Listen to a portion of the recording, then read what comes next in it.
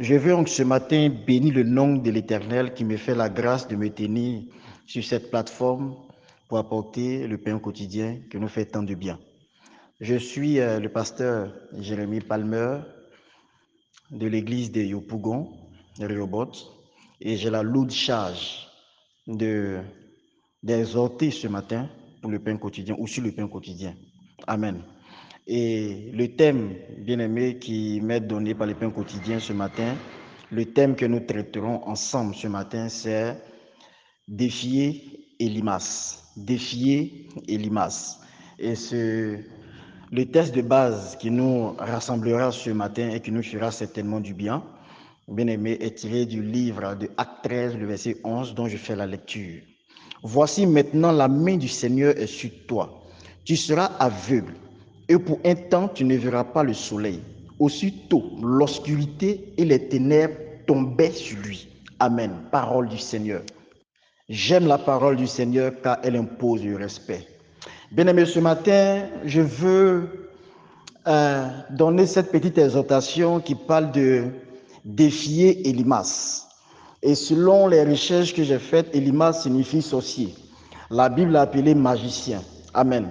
Dans la version anglophone, lorsque nous prenons, amen, partout là où il y a magicien, on parle de la sorcellerie. Amen. Donc, Elimas signifie sorcier.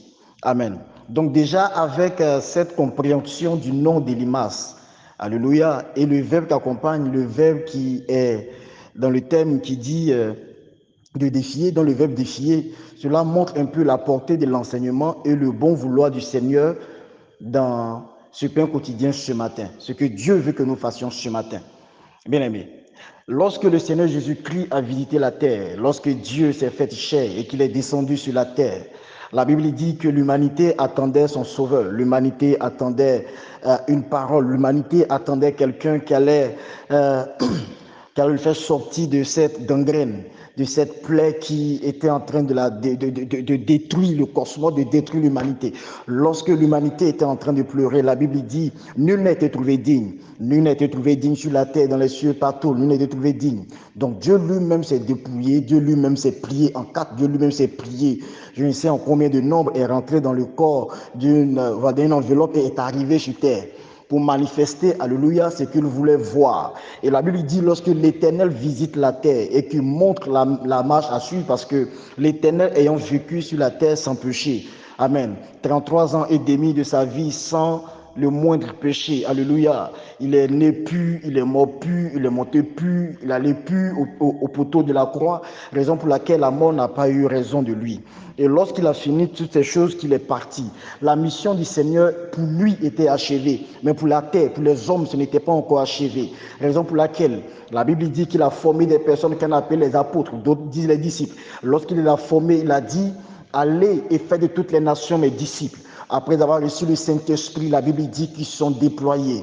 Et chemin faisant, d'autres personnes se sont encore joints à eux, comme Luc, alléluia, comme Silas, alléluia, comme, je dirais, l'apôtre Paul. Et la Bible dit dans le cheminement, bien-aimé, de ces apôtres-là, amen, il y a eu beaucoup d'obstacles parce que l'Éternel Dieu était en train, par le canal de Jésus-Christ ou par la personne de Jésus, était en train de montrer la marche à suivre, la démarche à suivre. Comment est-ce que l'homme, en tant qu'homme, pouvait dominer l'esprit qui est le diable? Donc lui-même vient sur la terre et il nous montre ce chemin, il nous montre ce qu'il faut, il nous montre la voie à suivre, il nous montre ce qu'il faut pour vaincre le diable. Et le chemin qu'il a donné, bien-aimé, était un chemin qui était fort, c'était un chemin qui était glorieux parce que malgré toutes les tentatives que le diable a essayé, bien-aimé, le diable n'a pas eu raison de lui. Il dit le diable vient, il viendra certainement, mais n'a rien en moi, alors il s'enfuira. Et la Bible dit, lorsque le diable est venu, il n'a rien vu en lui, il est parti. Donc ce chemin-là, l'Éternel est venu donner ça à la terre. Donc il a formé ses apôtres et autour des apôtres, bien-aimé, de propager cette parole, de propager, bien-aimé, cette philosophie, de propager cette méthode, de propager, bien-aimé, je dirais ce remède, de propager, je dirais cette contamination jusqu'aux extrémités de la terre. Et dans cette propagation, bien aimé, la Bible dit que des personnes se sont levées pour dire non. Nous refusons que cela se fasse. Donc il y a eu opposition. Opposition à quoi? Opposition à l'œuvre de Dieu. Opposition à la volonté de Dieu. Opposition, bien aimé, de ce que l'ordre du Seigneur soit appliqué. Parce que la terre devait être sauvée. L'humanité devait connaître le salut. Le nom de Jésus devait être connu de tous. Toutes les nations de la terre devaient connaître Jésus et prier Jésus. Toutes les nations de la terre, cherchant des solutions, pouvaient trouver que les solutions en Jésus-Christ. Alors, plusieurs personnes, alléluia, plusieurs personnes se sont levées et ont dit non. Et parmi ces personnes, il y a un certain Élymas dans Actes des Apôtres, Acte 13. Élymas a dit non. Élymas, bien aimé, s'est donné un sobriquet, et ce sobriquet, c'était Bas Jésus. Bas Jésus qui signifie petit Jésus. Amen. Mais mes recherches personnelles dans Google m'ont permis de comprendre que le nom Élymas même signifie sorcier. Amen. Signifie sorcier. En plus de qui s'appelle Bas Jésus, il est également sorcier. La Bible l'appelle aussi magicien. Or, nous savons que tout ce qui a trait à la magie est également lié à la sorcellerie.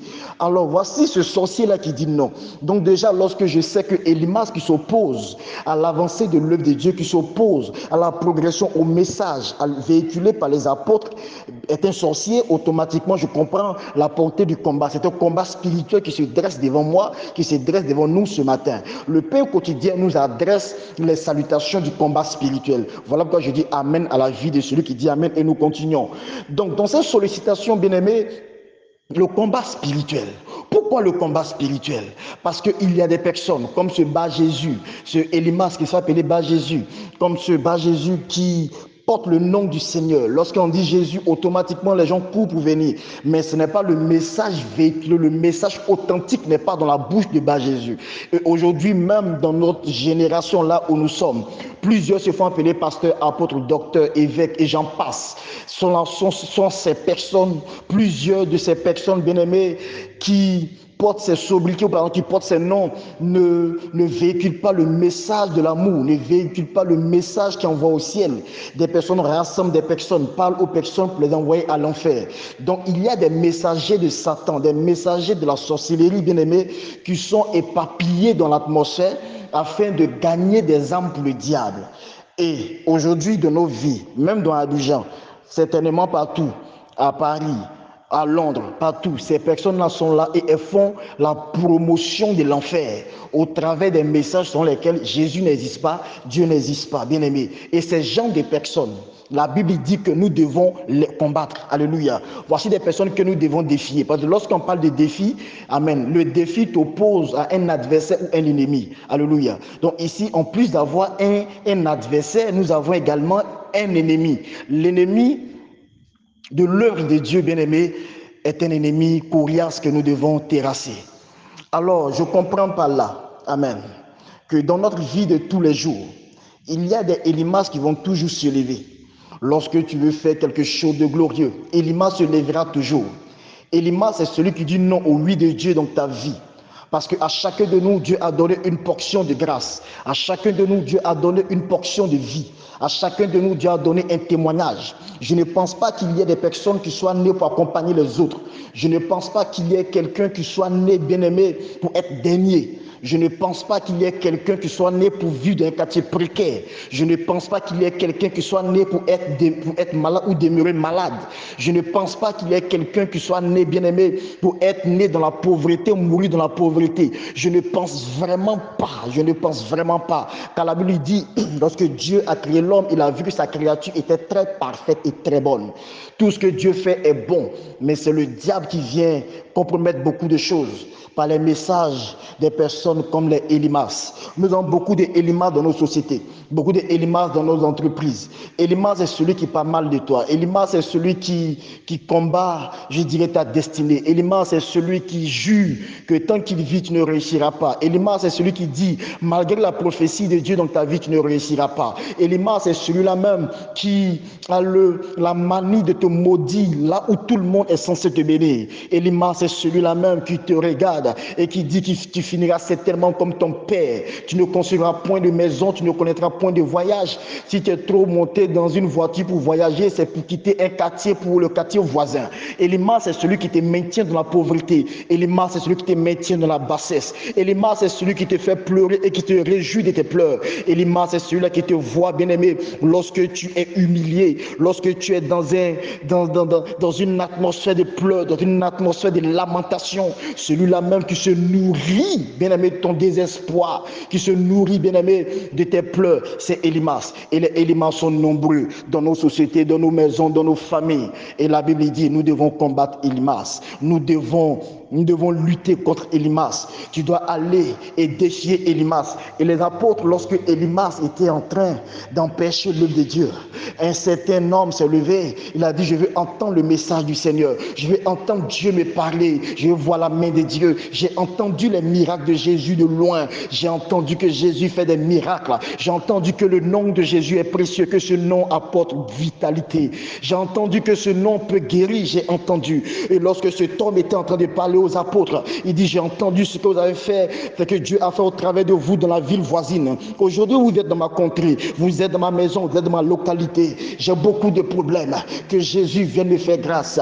Bah, Jésus qui était dans la société, Elimas qui était dans la ville, qui n'a jamais apporté de solution, s'est levé et a commencé à combattre les apôtres, a commencé à donner un autre message. Alors un apôtre inspiré, un apôtre rempli du Saint-Esprit, un apôtre chargé positivement, s'est levé et a dit, maintenant voici la main du Seigneur est sur toi.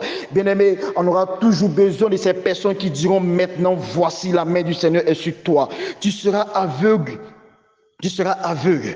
Et pour un temps, tu ne verras plus le soleil.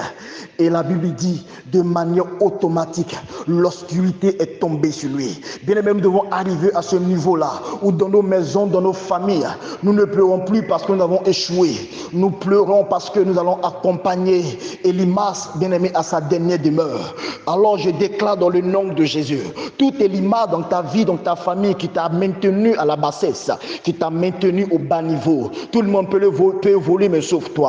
Tout le monde peut rendre témoignage sauf toi. C'est Elimas qui fait ça. Je déclare dans le nom de Jésus que l'obscurité tombe sur lui au nom de Jésus. Elimas, bien-aimé, c'est ces personnes-là qui se nourrissent de ça. Nous devons arriver à ce niveau. Alors comment arriver à ce niveau? C'est là que je termine mon exhortation de ce matin. Bien-aimé, c'est en pratiquant la parole de Dieu. C'est avoir une vie de prière. C'est de suivre les instructions de Jésus-Christ. Comment était la vie des apôtres? Bien-aimé, on n'a pas besoin d'être pasteur, on n'a pas besoin d'être apôtre, on n'a pas besoin d'être évêque, on n'a pas besoin d'être le pape, bien-aimé, pour manifester l'onction. Bien-aimé, la Bible dit, il s'appelait Étienne. C'était un homme ordinaire. C'était un homme ordinaire. Il était ordinaire comme toi, il était ordinaire comme moi. Mais la Bible dit, Dieu se glorifiait de par ses mains. Il n'était pas apôtre, il n'était pas pasteur. Bien-aimé, tu n'as pas besoin, je dirais, seulement d'appeler le pasteur lorsque tout va mal, lorsque la situation est calculeuse devant toi. Dis au nom de Jésus-Christ, je neutralise toute Elimas qui se cache derrière ma situation. D'essayer d'Elimas, bien-aimé, c'est se lever et de contredire ce que la vérité, ce que la réalité, est en train de t'imposer. Car ce que la réalité t'impose n'est pas la vérité. Ce que la Bible t'impose est la vérité. Parole du Seigneur ce matin. Demeure béni au nom de Jésus. Amen.